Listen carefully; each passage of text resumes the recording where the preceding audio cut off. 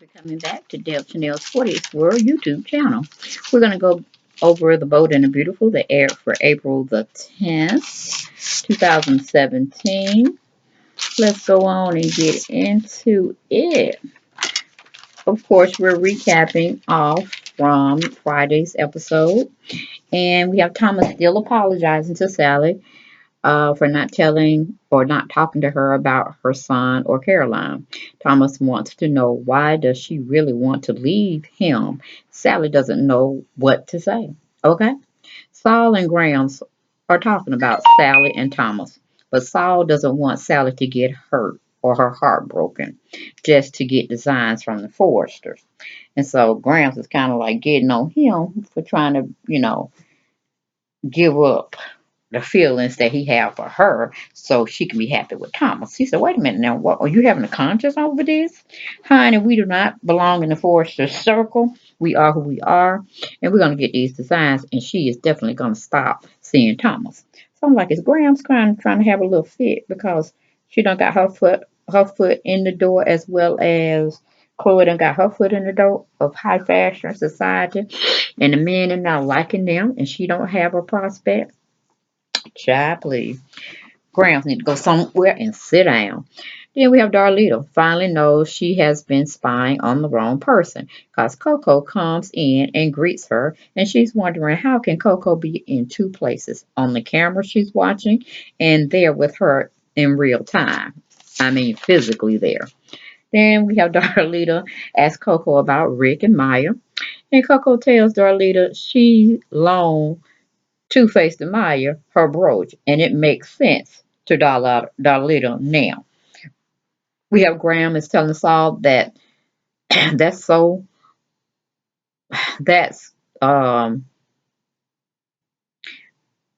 let you down sometimes, and you can't, it's just not good. It's not gonna be a good thing for Sally to be interested or continuing a relationship with Thomas when Thomas is going to, leave her in the dust when he has somebody else with money that he's gonna flaunt to.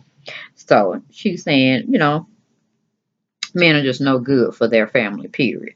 I'm like, Grams, you got hurt. She got hurt somewhere. She got hurt. Now she putting all her displaced hurt on her granddaughters. Like they're not gonna have anybody because she didn't have anybody.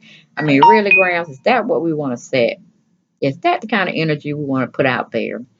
You gave up your life for them because you wanted to. Because if you didn't want them, you could have put them in the system or somewhere. Right? Or someone needs y'all to do better. Stop putting in, you know, we're making decisions on what our family feel we need to do. Instead of just letting people live their lives, because that's basically what it's coming down to anyway. Ain't nobody listening to nobody when it comes to too much of anything. It's more so I'm going to do what I want to do, and that's pretty much it. You either go with it or, fall to the wayside. So Grants is way off point on that one. Then we have Thomas is still trying to figure out why Sally is not telling him the truth or why she wants to end their personal relationship or attraction to one another. He's demanding that she tells him the truth. Now, of course, she wants to tell him, but I mean, what's she gonna say? I'm just trying to steal fashion designs from you all to put us back on the map. Instead of just saying, if you're so miserable at your company, your home-based company, your family's business, why don't you come work for me? Or we work together to build Spectra Fashions, even if we have to say Spectra and Forrester Creations go together, or something to that, logo. Writers, that's what y'all could have done. But no, you still would have had this old war going into the new generation, the younger generation. I mean, really? Get with me, writers. Get with me, Deb Chanel's 48th World. Or Deb Chanel's 48th World at AOL.com. Okay, get with it. So we go where Coco tells Darlita that she loaned the brooch to Maya. Then Grams is not making Saul feel any better about being a man. Okay, Darlita comes in to tell Saul and Grams that Coco gave or loaned out her brooch to Maya. So she's trying to let them see what she's been seeing of them fooling around on camera. And that's what she thinks Grams and Saul is going to witness, but that's not going to be the true statement of it all. We got Thomas tries to tell Sally she's the one for him now. It's not Caroline. That's so in his past, and both of them feel the same way. So that complicated relationship is done for him. We go to commercial. We come back. We have Saul and Grams are strangely upset, but Darletta shows them what she's talking about. But like I said, it's not what they're seeing that Darlita was seeing for the last probably hour or so. She thinks it's going to be about sex, and they're going to be all frustrated like she was.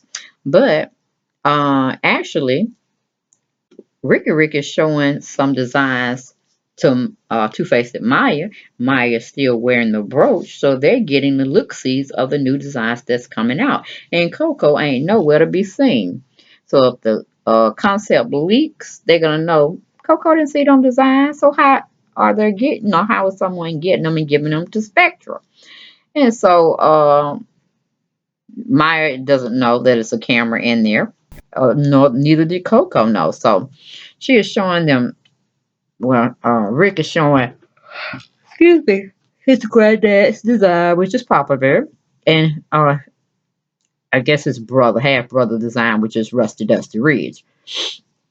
He's showing my everything, just like RJ was trying to show Coco, And Maya is like stunned at the flawlessness and the elegance that has been dripping off of the paper since she set eyes to them. And Coco's not there to take any kind of blame for it. Graham said, "We have hit the pay dirt." I was like, oh my Lord.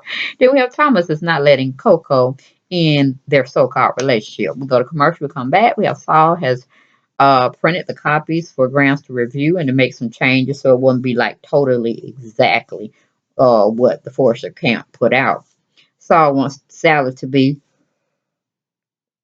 on board with this compilation of stealing these things, but Graham said, "Don't worry about her. We'll get to her later. She's gonna be on board whether she like it or not." Then we have Sally says she's a Spectrum, not a Spencer nor a Forster. Sally says she's tired of chasing, Thomas and dreaming about having a life with him and being at peace with living in their type of world. Sally is thumbing herself down, as so Graham's wanted her to do. All of that that's spurring out of Sally's mouth is really what Graham had instilled in her head to say to Thomas. Thomas is begging Sally to just trust him. Thomas is saying, "Don't cut me out of your life right now." Thomas is saying, "You don't mean that." When Sally said, "Leave from the table. Go on. I know your feelings hurt. Don't look like a little lost puppy dog. Leave." Then Sally tells Thomas she don't want him anymore. She's doing it for grounds, as we all know, the family and the family business. But luckily for her, Thomas is not giving up on her. He's gonna leave. Yes, he is. He left, but he knows it's something else. We go to commercial and we pretty much end that segment of The Bold and the Beautiful that aired today, April 10th, 2017. Hope you all enjoyed it. Blessings to you all, and I'll see you tomorrow, God willing. Bye bye.